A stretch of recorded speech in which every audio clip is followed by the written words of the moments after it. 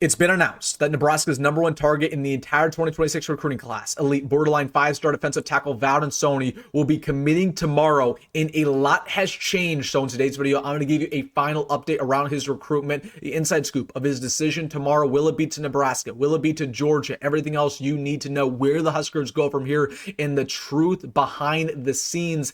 And then also, it's been rumored that Nebraska's top defensive commit is currently on flip watch according to On3. I'm going to let you know what's been going on there, what elite school is trying to get him away from the Huskers, will it actually happen, who is this guy, and everything else you need to know. And then last but not least, fall ball is under 2 weeks away, and I've heard some crazy nuggets over the past couple hours that I want to share with you around 2 breakout players and also an open practice for the fans. I'll give you the latest there. So look, we have a lot to talk about. Hey, hit that like button if you're fired up, because I know I am. And also, if you're a diehard Nebraska fan and you're not subscribed, what are you waiting for? This is the only place on Husker YouTube where you get daily content talking about your favorite team. It's a no-brainer. It takes 2 seconds. Hit that subscribe button. Thank you so much. But without further ado, we have a lot to talk about. Let's get things started with the Huskers' number one target in this entire recruiting class. They cannot miss this player. Borderline five-star defensive tackle Valdin Sone. It's been announced that he will be committing tomorrow around noon. For all intents and purposes, he's down to Nebraska. In Georgia, it's been a bidding war. It has been a battle over the past couple months. And I've told you guys for a while now that I really like Nebraska's odds. We know that Georgia, they were loading up on defensive line commits. Nebraska, they've pretty much done all they could, right? They visited his family in Sweden. They took the trip all the way out to Europe to talk with them. They had some of his family members go all the way over to Lincoln for his official visit. Valdin Sone has a great relationship with E.J. Barthel and Terry Brown within Nebraska. They've been leading the market when it comes to this NIL battle, right? They're willing to offer whatever it takes. So Nebraska, they put all their eggs into one basket. Okay, they needed to land Valdin Sone. He pretty much makes or breaks this entire class for the Huskers with a lot of our defensive line struggles that we'll get back to as this video progresses. But unfortunately, a lot has changed over the past couple days. Georgia lost their number one commit in the entire class, James Johnson, who's a five-star defensive lineman, number one defensive lineman in the 2026 cycle, to Texas.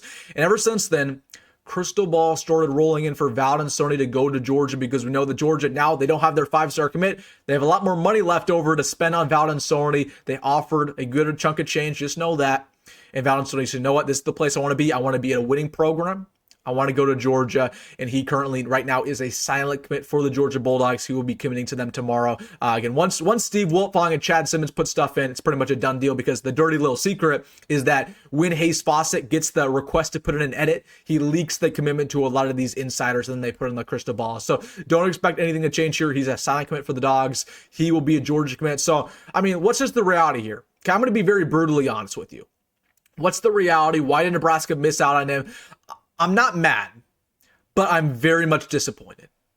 This is somebody who, once again, Nebraska could not afford to lose. You can't afford to lose him. We lost out on Tyne Davis. We lost out on Mikhail Blade. We lost out on James Carrington. We lost out on defensive line prospect after defensive line prospect, okay? And I get it. Terry Brown's a brand new coach. That's great. I understand. And it's going to take time for him to learn how to recruit. But that doesn't mean that you can't land a single defensive line commit in the entire cycle. That's unacceptable. But I let all of that go aside. Okay, it's okay you didn't land those prospects. As long as you land this guy, you've got to land him, because, from just, you go back to the last 5 years, last 10 years, they wanted Valdin Sone just as bad as pretty much any other prospect. They put so much time and effort in this guy. It's not like they barely wanted him. No, they wanted him better than any other prospect in this entire class. They flew out to Europe to talk with his family. That doesn't happen with normal prospects. So they wanted Valdin Sone very, very badly, and it still wasn't enough. Just incredibly disappointing. And that's been the story of this entire class for Nebraska, especially the last couple weeks. They've missed out on some of their top targets. They wanted Valdin Sone. They're not going to get him. They wanted Devin Jackson. They're not going to get him. They wanted even a Calvin Thomas. They did not get him. Hey, they missed out on top prospects time and time again. This is a reality check to a lot of us Husker fans. This is a reality check. And again, I'm sorry. I told you guys the last couple weeks I like Nebraska's odds. The reason why I kept saying that over and over again is because, frankly, I trusted the coaching staff. Is it bad that I had belief in this coaching staff? I feel like a fool. I believe that Nebraska, because of the fact they did all they could, they put all their eggs into one basket, that they were finally going to land somebody worth something. I bought the hype. I bought the stock. I should have known better. So I apologize because I believe in the coaching staff, and the coaching staff just didn't do enough there. I mean, they did all they could, but it still wasn't enough. I just don't get it, man. I don't get it. Valdin, Sone, again, I don't blame him, right? Georgia's a winning program. They take defensive linemen to the NFL every single year. Okay, he's going to succeed there. And I also want to mention this. I know some people are going to come in my comment section and say one of two things. I want to address these comments.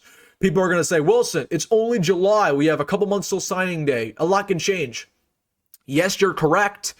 But here's the dirty secret is also that every single prospect who visited Nebraska on an official visit is currently committed to another school or this school. Okay, every prospect worth anything commits in the summer, and it becomes harder and harder to flip in the fall because these guys, while they're not actually signing the dotted line, they're signing NIL agreements. Valdin Sone is going to sign an NIL agreement on Friday. Devin Jackson signed an NIL agreement with Oregon, so that pretty much ties them down to a school. That's pretty much a commitment. That's pretty much an unsealable bond, right? A sealable bond.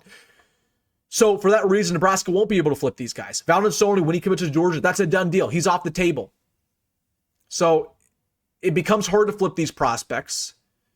There's just nothing we could do. So I know I'm going to get that comment. And the second comment I'm going to get is just simply, well, when we win football games, it's going to change. Yeah, you're right. But still, it doesn't mean that we have to have a terrible class this year. Like, if the class is just objectively not good, it's what, 60th in the country according to On3? And this is somebody who would have bolstered you ahead of these recruiting rankings, and you missed out on them. So I'm just really frustrated. I believed in the coaching staff. I thought they were going to get this done. They did all they could. Like, I'm not blaming them, but still that wasn't enough. And honestly, you know what? The staff, they didn't do all they could because they didn't win football games when it mattered. Matt Rule still has a losing record in Lincoln. And that's frankly, that did matter this recruitment because I think if we won 8 games last year, Valdin Sone probably would have committed here because our NIL price tag was very good.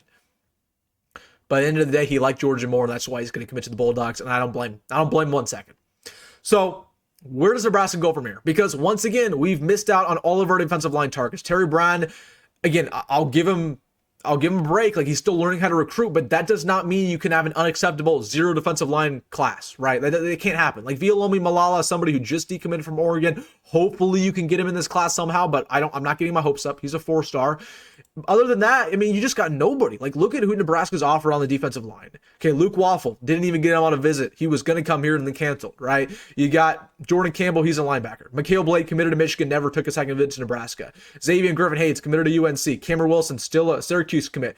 Hunter Higgins committed to Kansas very early on. Nebraska wanted him. You go to the interior defensive line. Tyne Davis committed to Michigan, never ended up visiting Nebraska because he didn't build a great connection with Terry Bryan. Again, we know Valdin Sone is good commit to Georgia. James Carrington went over to Florida State. J.J. Finch went over to Alabama. So it just gets worse and worse. We literally, if you look at all the players Nebraska's offered, there's only a couple of them who are uncommitted. I think there's only like 3. We just don't have any other options. So this is somebody they couldn't afford to miss. I'm not mad. I'm just incredibly disappointed. Incredibly disappointed. You just got to win, man. This is a big year for so many reasons, but more than anything, man, you got to start offering more NIL money.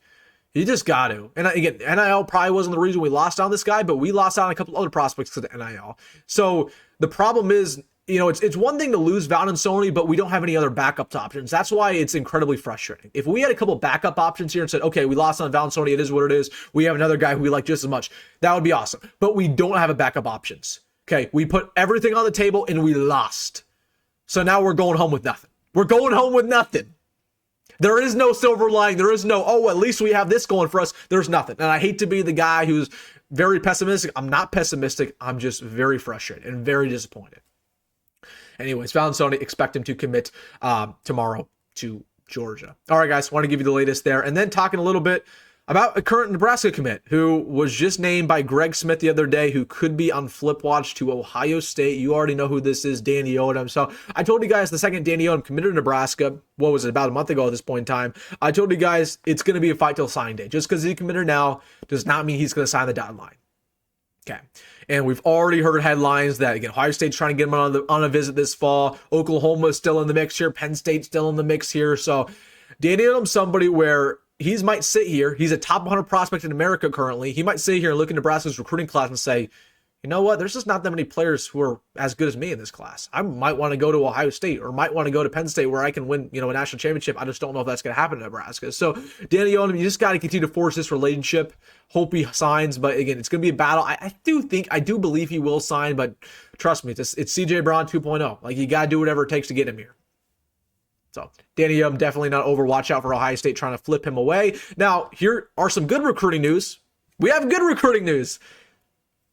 Mark Matthews, the number 1 offensive tackle in the 27 class. I believe he's just ranked the number 2 player in the entire cycle.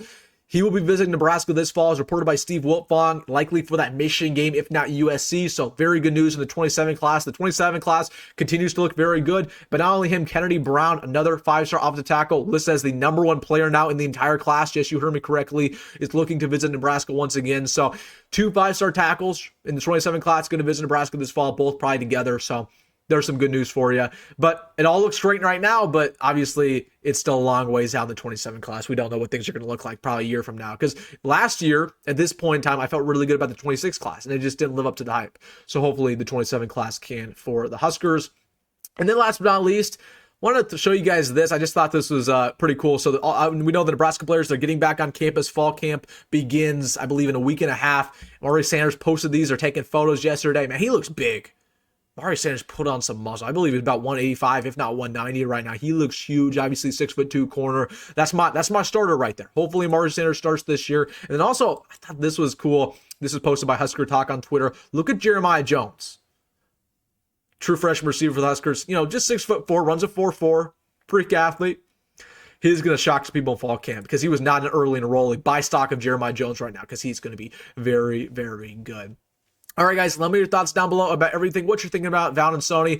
I know some people are going to go in the comment section and say, Wilson, you're freaking out. That's valid, right? You can say that.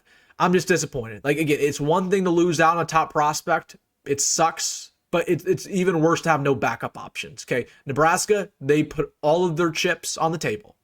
They gambled, and they lost. And now they're going home with nothing. They're going home with no defensive line commits unless we see something crazy happen in the fall. Terry Brown, clock's ticking. I know you're a really good developer. I trust you from a developer standpoint. But, man, you've got to get the recruiting game going because we just can't take off days. We can't take off years from defensive line recruiting because the defensive line recruiting is arguably the most important position in all of high school, right? You can't take all your defensive linemen from the portal. You just can't. That's going to cost you a pretty penny. All right, guys, let me know your thoughts down below. Hit that like button and subscribe. As always, folks, go be great. Go Met Rule, and I'll see you in the next one.